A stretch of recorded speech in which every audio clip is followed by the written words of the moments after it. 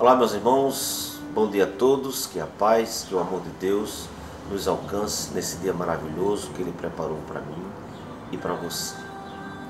Eu quero compartilhar da palavra de Deus, mas o objetivo dessa palavra é nos colocar diante de uma verdade, diante daquele que tem autoridade e não diante de palavras, menções, doutrinas que divergem da doutrina verdadeira. Passamos agora um período de lamentações, de dor, de angústia, de saudades. Eu falo a questão dos mortos, dia de finado. Perdemos entes queridos, perdemos familiares, perdemos amigos. Mas qual é a esperança que Deus traz para mim e para você? É de ressurreição. Porque o Cristo foi ressuscitado, foi anunciada a sua ressurreição. Ele ressuscitou Lázaro, deixou esse poder aos apóstolos para ressuscitar, e assim o fizeram. Então por que damos ouvido a outros tipos de ventos de doutrina e rejeitamos a doutrina daquele que tem autoridade e que é poderoso? É meio estranho você acreditar em Deus, em Cristo, e ter dúvidas da sua palavra. Então que Deus é esse que nós estamos vivendo? O seu Deus é um Deus diferente do meu. Porque meu Deus diz que seremos ressuscitados no grande dia, uns para a glória e outros para a perdição, para a segunda morte. Mas isso é um assunto para você entender no estudo. Mas veja qual o sentimento, qual é a prova que temos que um morto nada sabe, que não tem sentido algum. Eclesiastes 9, 5, 6 diz o seguinte: porque os vivos sabem que hão de morrer, mas os mortos não sabem coisa nenhuma, e nem tão pouco terão eles recompensa. Mas a sua memória ficou entregue ao esquecimento. Tanto o seu ódio como o amor, a inveja já morreram. Não tem parte alguma do que se faça aqui abaixo do sol. Para onde vão os homens que morrem, tantos bons como os maus? Eclesiastes 9, verso 10. Tudo quanto tiver a mão para fazer, e fazer conforme as tuas forças. Porque na sepultura para onde tu vais não há obra, nem indústria, nem ciência, nem sabedoria alguma. O morto não vê, não tem sentimento, não tem força para trabalhar. Ele está no sono a ser despertado, assim como Lázaro foi despertado. Então, bota na tua cabeça que o morto está pronto para uma grande obra de Deus, para a ressurreição. Ele não está em lugar nenhum, porque não tem base fundamentada, nem luz bíblica para isso. Vivemos num mundo de um faz de conta que é assim. Mas quando vivemos para Cristo, existem regras determinadas por Ele para que as coisas possam acontecer. É conforme as instruções do Senhor, não é conforme as instruções de alguns que profanam a verdade. De Deus. Distorce a palavra de Deus pelos seus objetivos ocultos, pelos seus fins ocultos. Deus diz que dará vida porque o Filho dele é quem dá a condição de vida eterna para todos nós. E o testemunho é esse, que Deus deu a vida eterna, está em seu Filho. Aquele que tem um filho tem a vida eterna. Então eu preciso sair dessa mentira. Eu preciso sair deste engano. Não tem para que eu ir para o cemitério orar para quem está morto. O morto não louva o Senhor. Veja o que diz Salmo 6, verso 5. Salmo 6, verso 5. Pois na morte não há recordação de ti. No sepulcro, quem te dá louvor? Ninguém. Porque o morto não tem sentimento nenhum. Não existe uma entidade que sai dentro de você. Não existe isso. Deus, quando formou o homem, Ele usou apenas dois elementos: o pó da terra e o sopro, o fôlego de vida. E é isso que quando morremos perdemos, porque volta para Deus. É o fôlego de Deus. Não é uma alma. Nós somos almas. Nós somos formados almas. Gênesis 2, verso 7. Não é uma alma como popularmente conhecemos, que sai, que vaga, que transcende o nosso corpo. Isso não existe, não é bíblico. Então, por que damos tanta ênfase a esse assunto e não damos a credibilidade que a palavra de Deus necessita, sendo eu um cristão que creio no manual? Jesus diz em João 5, verso 39, examinai as Escrituras, porque encontrais nela a tua salvação, e ela testifica de mim.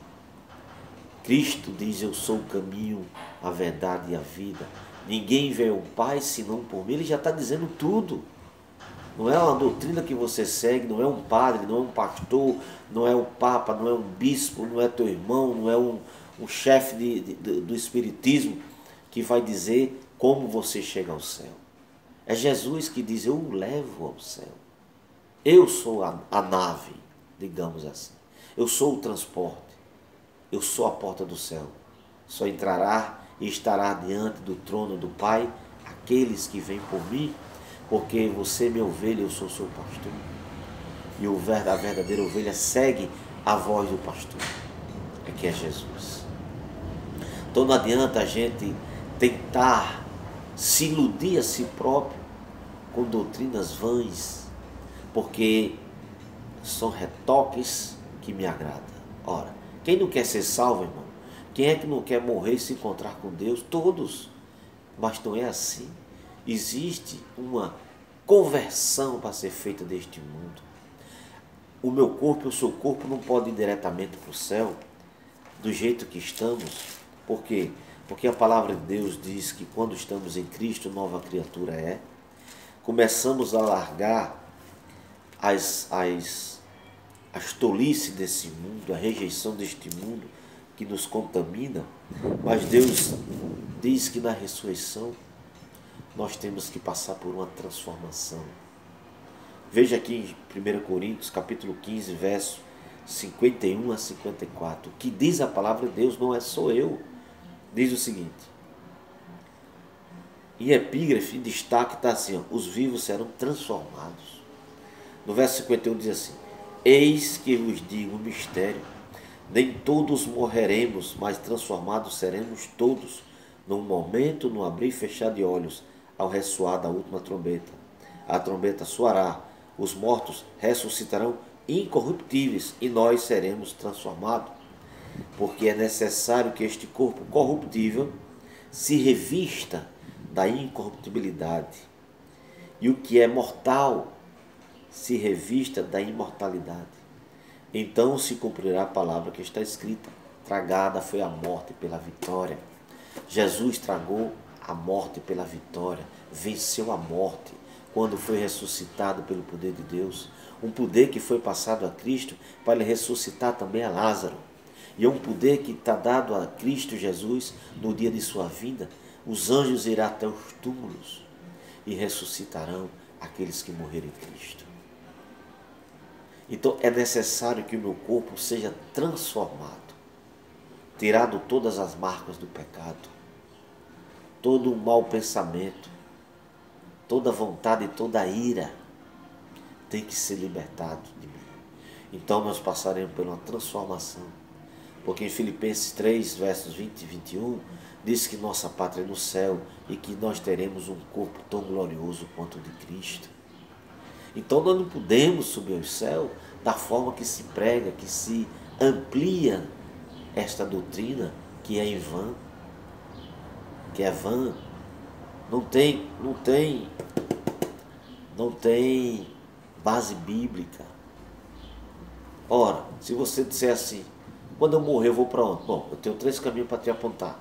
Tu vai para o purgatório, que é a igreja católica, o sistema católico organizou isso, implantou isso. Ou você vai renascer, reencarnar, que o espiritismo implanta isso. Algumas igrejas aí pregam que você vai para o seio de Abraão, certo? Então você tem 3 cantos para ir. Agora preste bem, cada um desses tem uma varinha querendo pescar você, meu amigo. Veja que situação você está. Agora eu fico com o que está aqui em João capítulo 5, versos 28 e 29.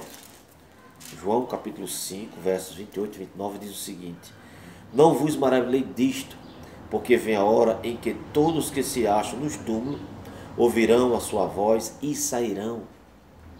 os que tiverem feito bem para a ressurreição da vida e os que praticaram mal para a ressurreição do juízo. Então, aonde é que está finalmente aquele que morreu? Está no céu? Está em algum lugar para ser reencarnado? Está nos seios de Abraão? Jesus disse que vai vir dos túmulos. Irmãos, outra passagem muito clássica é João 14, verso de 1 a 3. Jesus diz: credes em Deus, credes também em mim. Na casa do meu Pai tem muitas moradas. Se não fosse assim, eu não teria dito: vou preparar-vos lugar. E quando eu for vos preparar lugar, virei outra vez, ajuntarei todos e todos estarão comigo onde eu estiver. Então, se Jesus diz que está preparando lugar e que iria voltar para resgatar, para se juntar a todos e daí seguir o céu, como é que você já está? Ah, meu Deus. Aí tem uma contradição. Qual é? E o ladrão da cruz. Jesus disse: te digo hoje que estarás comigo no paraíso. Põe por terra tudo que eu li, não foi? Mas veja só, qual foi o dia que Jesus foi para o céu? 40 dias depois da sua ressurreição. 40 dias após a ressurreição. Como é que o ladrão foi na frente? Se Jesus diz: eu sou o caminho, ninguém virá ao Pai senão por mim. Outra coisa, aí é uma questão de acentuação. A frase no original, a palavra no original: te digo hoje que estarás comigo no paraíso. Jesus reconheceu que aquele ladrão reconhece ele como filho de Deus e que ele estava ali sendo crucificado de forma imerecida. Ele amava Jesus, mas ele disse o seguinte: lembra de mim, Senhor, quando vieres do teu reino. E Jesus está voltando. E ele vai ser salvo porque ele crê naquele que é o Filho de Deus e que tem o poder de ressuscitar este mesmo ladrão do pó da terra. Porque do pó nós fomos feitos e seremos refeitos no estralar de dedo do poder de Deus. Se você não crê nisso, cremos em deuses diferentes e deuses impotentes. Mas meu Deus é um Deus potente, de poder, de palavra e de assumir todas as suas promessas. E nessas promessas eu aguardo a vida do Cristo Salvador. Agora preste bem atenção para essa passagem que tem aqui em 1 Tessalonicenses, capítulo 4. 1 Tessalonicenses, capítulo 4, versos 16 a 18. E em destaque, começando no verso 13, diz a situação dos mortos em Cristo e a vinda do Senhor.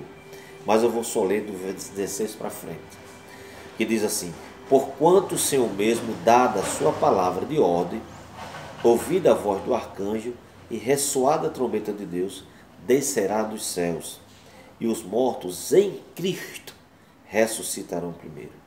Depois nós, os vivos, os que ficarmos, seremos arrebatados juntamente com eles entre as nuvens para o encontro do Senhor nos ares. E assim estaremos para sempre com o Senhor.